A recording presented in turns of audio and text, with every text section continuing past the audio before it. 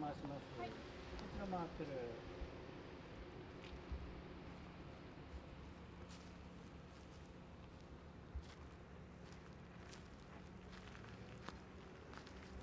Hi, Hi. how are you? Good. So, tell me how old you were and where you grew up and what you would like to do. All that in 7 seconds. No. I'm 18.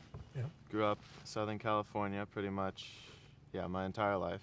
Moved around from Santa Monica to Venice to the Palisades where I live right now. I like water sports, water polo, swimming, surfing. Love that. Scuba diving. It's really fun, which I learned to do recently, and I'm loving, which is good. And um, are you in your last year of school? Yeah, I graduated high school like 2 months ago. Oh, So I'm off to college next year, which And- I'm really excited for, in Boston, at Northeastern. at Northeastern. Okay, right. Yeah, the president of Northeastern used to be the provost of USC. He's a good guy. That's cool. Yeah. How did you pick Boston? Because it's a long way from and very It different is. from Southern California. Yeah. I grew up in Boston. Oh, that's cool. I had some family who lived in the East Coast, and my dad is a big advocate because he went to school in New York, but I didn't want to go. I've been to New York, and I don't really like it as much, but I thought Boston was a smaller town. It had kind of a smaller feel. So I really like that, and it's just a very academic environment because there's so many colleges there, so many different students. And when I visited, none of the turnoffs that seem to deter other people, like the cold and I don't know, the types of people. I loved it when I went. Good. I thought it was a change, certainly, but it was a good one, I think. Have you any thoughts about whether you would like to come back eventually to California? I love California. I mean, there's always the possibility, like going there and coming back, kind of just to get a sampling of what it's like on the East Coast. But I mean, I really like it here. It's the only place that I've ever really known because of all this time I've spent. And so I think that, if, I could come back, get a job here, that might be something I would definitely consider. Yeah. This is certainly the best time in your life if you want to end up in California to do something different. So, for example, of my sons, one of them, both figured they were going to end up in California, and so college was their chance to go away. One spent his 4 years at Duke, the other spent his 4 years at Northwestern, and now they're back. Any thoughts about what you want to do for a career eventually? Right now the path is looking like law degree, and then I would perhaps go into international law, which I think is really interesting, and then maybe eventually politics. But I'm still deciding about that because it seems like, I don't know, it might not be the best path morally, but it's certainly lucrative, and you have the opportunity to make real change, I feel, as a politician. Yeah. And, my gov teacher described Congress as like the old white lawyers club. So that seems like a way to get in if you have a law degree. Yeah. Gosh, if you have any moral compunctions about going into politics, the reality is that we need politicians. We may curse at them, but we need government. And the only hope for the United States is that if decent people go into government rather than just slime bags going into government. That's true. I guess that's all I could hope for, right? Has anyone in your family been a politician? My grandmother actually was a representative. She sat on the House of Representatives for Colorado, I think for 2 terms, and then she was a senator later on. And I think she focused on education reform, which is interesting. But, I mean, she retired before I kind of had a chance to, experience being the grandson of a politician, like a senator and congressman. Like, I never went to Washington or anything like that. But she's certainly a good resource to have and very smart, I think, and consulting her will be valuable to me. Is she still alive? Mm-hmm. Yeah. Yes. It's interesting because being your grandmother, she would have served at times when there weren't that many women. That's true. In politics. Yeah. Did you talk much with her? I'm wondering how you got your interest. Did you talk much with her and find out from her about what being a politician is like? I mean, I always had a vague idea because I knew that that was her job. And so, they would talk about it and she would be talking about, oh, I'm trying to push this through, but obviously I'd be a little kid. I wouldn't really understand what that meant. And then more recently, my dad started getting into politics a bit more. And so, he has his lectures and spiels and stuff, which I feel like certainly would have influenced me. I can't imagine that it wouldn't have. Yeah. And so it's part of that, part of a lot of people saying, especially like very recently in the last few months, that it's important for young people to get involved in the political process. And I think that that's my way of doing it, is to become maybe a career politician one day. Yeah. That's great. I can think offhand of only one other person in your age bracket who said that they want to go into politics. Politicians nowadays have such a bad odor about them that it really takes courage to go into politics. When I think of friends of mine who've gone into politics, a couple of them are retired from politics because they decided they just couldn't stand it. Yeah. I'd say that it's certainly a difficult path to follow, especially since there isn't much security in it. You can't really follow your path and get a doctorate and then become a doctor. You kind of have to rely on your perception, which I don't know. We'll see how that goes. Yeah. But hopefully, I'll be appealing to the masses. Can I ask what your mother and father did professionally then? My mom, they both worked in film. My mom was a producer, and my dad was a writer-director. Then they met, I think they were working on a project together. I don't remember which one. Maybe it was Americanese. Not sure. It's about, I think, the life of Japanese Americans, like post-World War II, but I'm not entirely certain on that.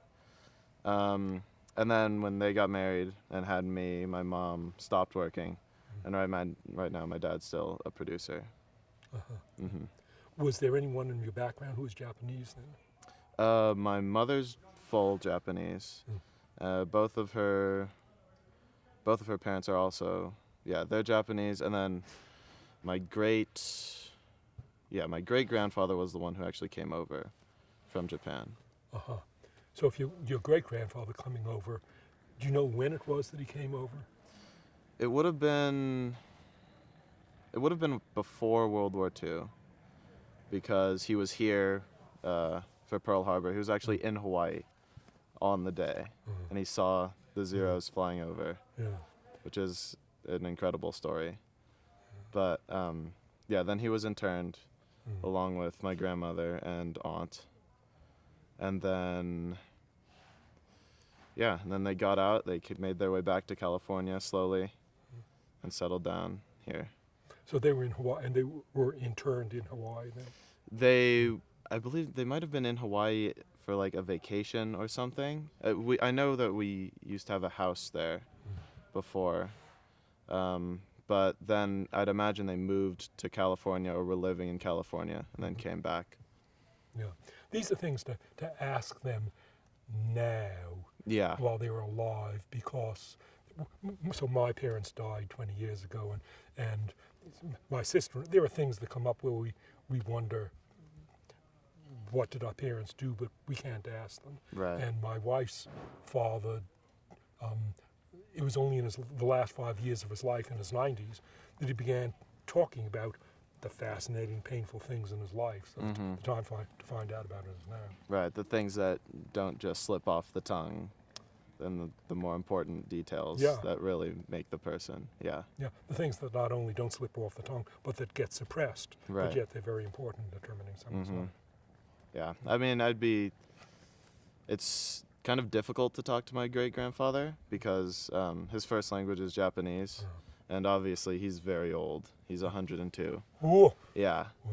So sometimes his wife, my Yeah. great-grandmother, can translate. Sometimes it's a little more difficult.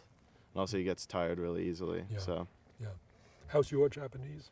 oh, I don't speak any, which is, yeah, unfortunate. I'd like to learn, but Your parents then did not speak Japanese at home? my mom speaks a little bit, but Yeah. not in the house. Because my dad doesn't speak any Japanese. Yeah. Yeah. Yeah. Yeah. It's a I would have liked to have learned when I was younger. Now it seems like a daunting task. And I have friends who have tried to learn it and succeeded relatively, but I'm not sure. I just never got started with it. My impression is that speaking it, if you don't care about writing, that speaking it, spoken Japanese is not that difficult by the standards of world languages. It's the written Japanese that is so difficult. Is it the same as Chinese where you need like an immense vocabulary to... Yeah, so like Chinese, the Japanese writing system includes Chinese-derived letters, the so-called kanji, which have to be learned almost letter by letter. And the Japanese writing system is more complicated because there are not only the Chinese characters, but there are two syllabaries, the katakana and hiragana. So Japanese writing system is usually described as the world's most difficult writing system, but people will then add as the world's gratuitously, unnecessarily most difficult writing system.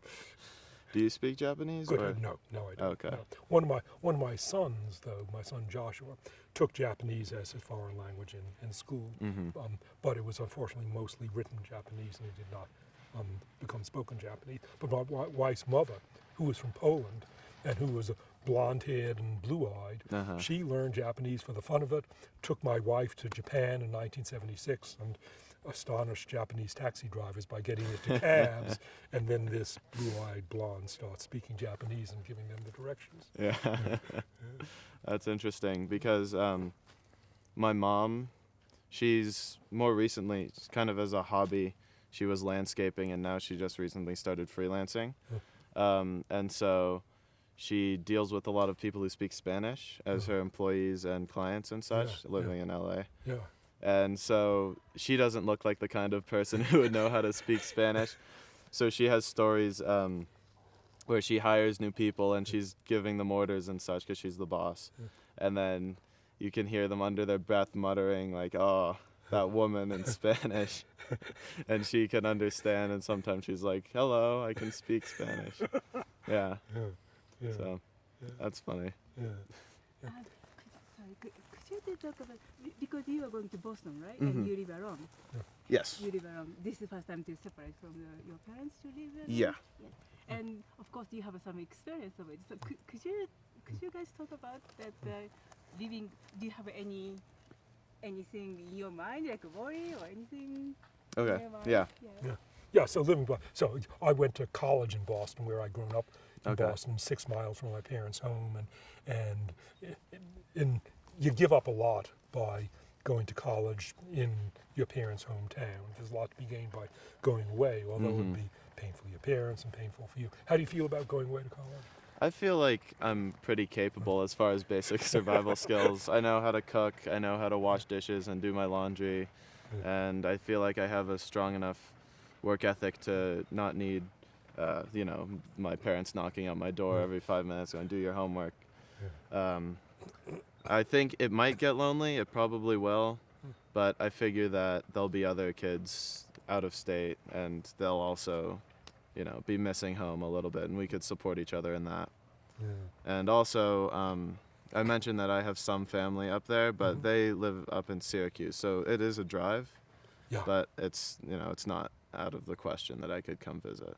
Right, it's a flight also. I think you can fly. Yeah. You can certainly fly New York to Syracuse, maybe Boston to Syracuse. Do you have brothers and sisters? I have one younger sister, yeah. She just started freshman year of high school last year. So she's 4 years younger.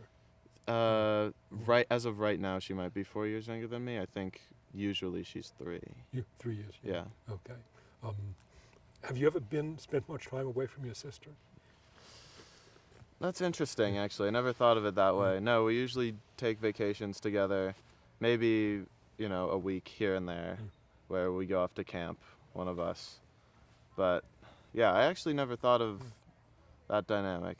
So, I asked that because when my two sons went to college, one to Northwestern and the other to Duke, it was the first time in their life that they had been apart for more than a week. right. And they found it, they had not anticipated how traumatic it would be. Yeah. They were twins, they were particularly close, but do you have a good relationship Yeah. with your sister? Yeah, I'd say so. Yeah. Yeah, you may find that you miss it a lot, and she may find even more that she misses you a lot. So one thing you can do, set up a Skype account, seriously, and stay in touch because she'll miss you a lot, Yeah. and you miss her. I hadn't considered that. That's interesting. You may find that you miss her, or that she misses you, more than you miss your parents. Because there's kind of a natural tendency to want to split off from the family, leave the nest a little bit, and you Yeah. associate that a lot with the parents, but Yeah. you don't realize that the siblings are feeling that as well. And then when you take away like the second component that they would use to kind of relate to within the family, within that sphere. Yeah, yeah. On top of that, I don't know what your relationship with your sister is like, but it's possible that your younger children often look up to the older, seriously look up to the older brother, and that it's going to be a real gap in her life. So stay in touch with her. Yeah. Well, you do what you want. My suggestion would be stay in touch with her.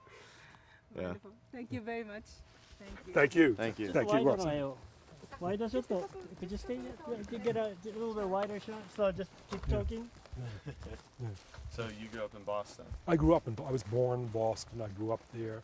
I spent my life in Boston through college until you, in my case, so you've decided to go to Boston Yeah. in college. In my case, I decided to get out of Boston in graduate school. And so it Okay. wasn't until I was 21 years old that I had my first experience of living away from home. And then you came to California straight away, or some? No, I had 4 years in Europe, 4 Oh, years okay. in England to get my PhD. Then I came back to Boston for another 4 years. And then from those 4 years in Boston, moved to California when I was 28 years old. What would you say are the most distinct differences between here and Boston? Because I feel like you've had a comprehensive experience of both. Oh, the difference that will hit you is the weather. Oh, The weather really? in Boston, it's unpredictable. It's usually bad. There are a couple of nice weeks in the spring where it's beautiful. The summer is hot and humid. The winter is cold and miserable. The fall is beautiful when the colors change. So that's one Right. thing about Boston. Another thing about Boston is Los Angeles barely has a city center. Los Angeles is scattered all over the place. Oh. Boston really has a city Yeah. center. So Boston has a good rapid transit system. Right. So you take the subway to downtown. There is a downtown Boston. There's an area where you want to walk around. Downtown Boston is where the revolution began. Right, So yeah. Beacon Hill, it's an old district. You can walk around downtown Boston in the way that you wouldn't walk around downtown Right, Los yeah. Angeles. When I visited, I did that Freedom Trail. Yeah, And that was really interesting because it's easy to disconnect yourself from history when you're reading about it in a book, yeah. textbooks, or even if it's like a focused narrative. But walking through the actual streets and going into the actual buildings was surreal. And I'm not even, I mean, that, like, obviously American Revolution is fascinating, but it's not the most fascinating thing that I've ever heard of, right? But when I was there, you could really feel it, I think. You feel it and you see lots of it because my school, the high school that I went to, happened to be the oldest high school in the U.S. It was founded in 1645. Really? Wow. There are buildings, lots of buildings in Boston from the 1700s. The Old North Church is from the 1770s. Harvard College is from 1636. I don't know how long ago Yeah. Tufts was founded. Plymouth, where the Pilgrims landed in, what was it, 1620. Plymouth is 40 minutes drive from Boston. Bunker Hill, as of the Battle of Bunker Hill, Bunker Hill is in Boston. There's lots of, Boston is living history in a way Exactly. far more Yeah. than Los Angeles.